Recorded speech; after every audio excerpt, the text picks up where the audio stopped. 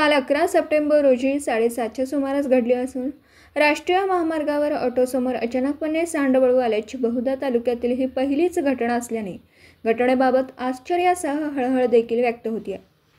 माहूर तालुक्यातील मौजे हिवळणी येथे MH26T5390 या क्रमांकाचा ऑटो काल रात्री 7:30च्या सुमारास माहूरवरून 4 प्रवासी घेऊन घराकडे निघाला होता।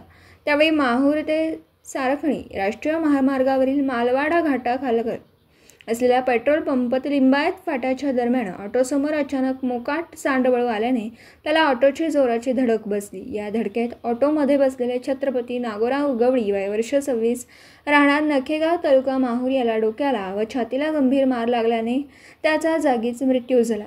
तर रेखा वसंत जाधव हिच्या डोक्याला व हाताला गंभीर मार लागल्याने पुढील उपचारासाठी तिला यवतमाळकडे पाठवलं असता तिचाही वाटेतच मृत्यू झाला। ऑटोतील इतर प्रवासी माधव देवराव गवळी वय वर्ष 30 राहणार नखेगाव, शैलेश गणेश राठोड वय वर्ष 18 राहणार लखमापूर हे गंभीर जखमी झालेत। घटनेनंतर महामार्गावरून येणाऱ्या जाणाऱ्यांनी जखमींना तात्काळ माहूरच्या ग्रामीण रुग्णालयात आणलं। घटनेची माहिती मिळताच सहाय्यक पोलीस निरीक्षक शिवप्रकाश मये यांच्यासह सहाय्यक पोलीस निरीक्षक गायकवाड, पोलीस उपनिरीक्षक पालसिंग ब्राह्मण यांनी घटनास्थळावर धाव घेऊन घटनेची नोंद घेत पुढील तपास हाती घेतला।